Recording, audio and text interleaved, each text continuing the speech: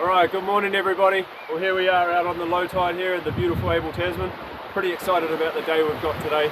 The sun's out, sea's calm, and what we're going to do from here is we're going to head on out into the park and go and visit some beautiful spots like Split Apple Rock. We're going to go up to Adele Island. We're going to see a whole lot of birds up around there and listen to some bird song.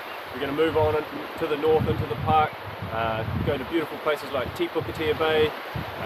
We'll wait for this tide to come up. We'll go into a magic little area called Falls River, and we'll move on up into the park as the day goes on. And as it progresses and we come back in here this afternoon, this place here will look very different because the tide will come in, all the sand here will get covered up, and we're going to go under have some beautiful changes happen during the day. See you out there. Okay, so here we are at Adele Island. So this is a pretty special place. So it's a predator-free wildlife sanctuary, and it's a result of the hard work of the Abel Tasman Bird Song Trust. And so traps were put here in 2012. We've removed all the mustelids and the rodents off the island here, so there's no stoats, rats, mice, things like that. And now the birds are really thriving. And so if you come up here onto the island, you have the opportunity to hear the bellbirds, the tuis, the saddleback.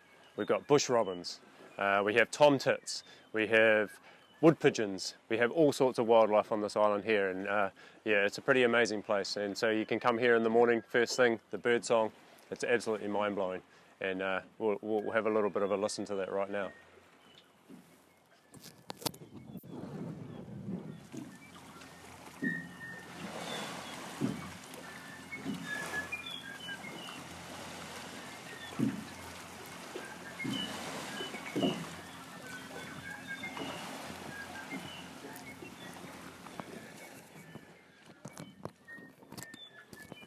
And so some other amazing things that happen here is that we have the kikino, which is the New Zealand fur seal. They live right around the coastline here, and we have some little pups that were playing in the water here before, and so that's quite a draw card for the kayakers to come out here and be able to get quite close to all this wildlife. So yeah, beautiful spot. Alright, so we're just on a bit of a bushwalk through here at the moment, just cruising along. We're amongst all the silver ferns. I'm not sure if you know the significance of the silver fern, but any international New Zealand team will be displaying the leaf on their shirt. So we did have we've got a few waka waka or fantails cruising around us at the moment.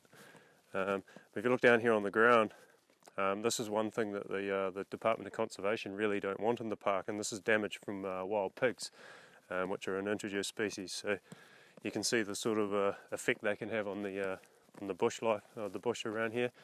But yeah, we'll carry on through here. You can see how these silver ferns up here are just really flourishing underneath the huge big manukas and kanukas that grow along the track here. Amazing little walks to do through this area. We've got a waka waka right here next to us, the little fantail, friendly little critters. And then if you look out here onto the trunks of the manukas and kanukas here, we have epiphytes growing up there, which are climbing ratas, these ones. And some places around they'll absolutely just smother the trunks of the trees, and just amazing. So we're just going to go for a little wander off into here now and have a look at some of the predator traps. And so there's a big project going on through the park here, trying to remove all the predators. And what we have right here is we have a wasp base station here.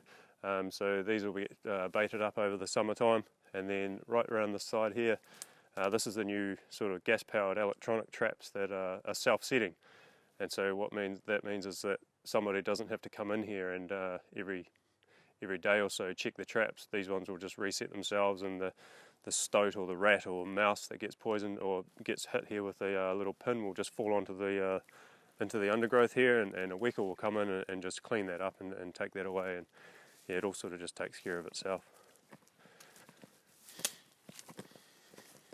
So we have some amazing little fern gardens like this underneath the undergrowth here. It's a pretty special place to be walking.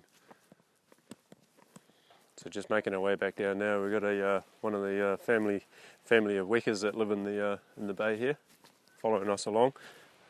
Just looking into the stream here.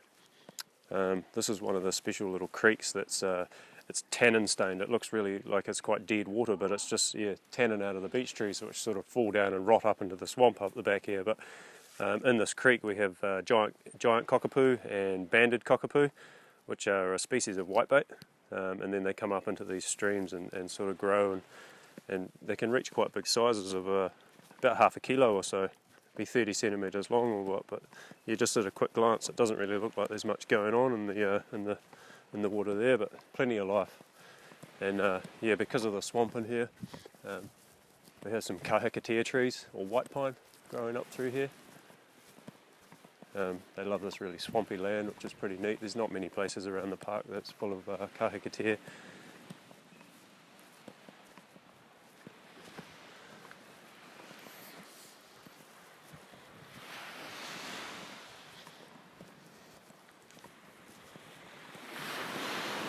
Back out onto the beach, tipukatea. Beautiful. Come and get yourself some of this.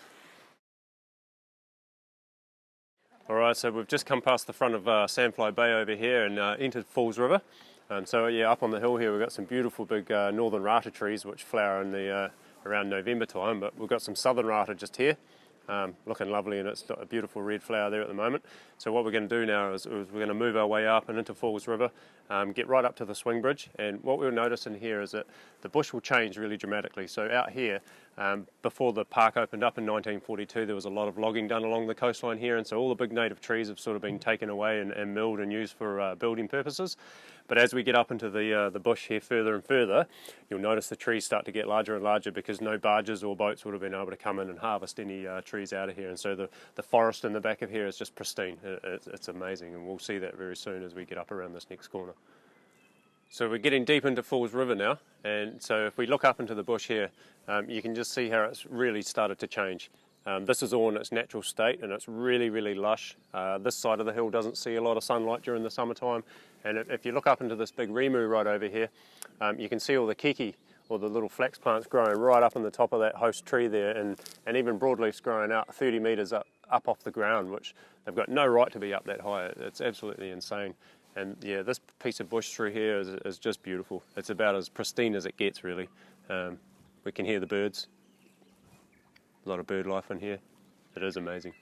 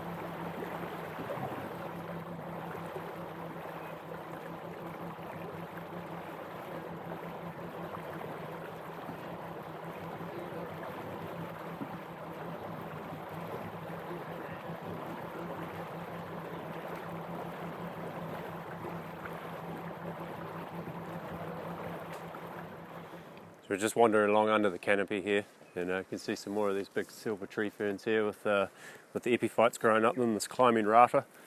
Beautiful stuff. And wandering on up through here, got some big pungas growing out of here. And we're just approaching the Falls River swing bridge here. So we'll pop ourselves out onto the bridge, have a little bit of a look out off here. And we'll open up to some pretty amazing scenery right here. So beautiful, pristine, clear water down there. And then out behind us here, check out this native bush. Just amazing. All these big rimus, huge big rimu trees with all this moss growing out of them. Birds singing to us.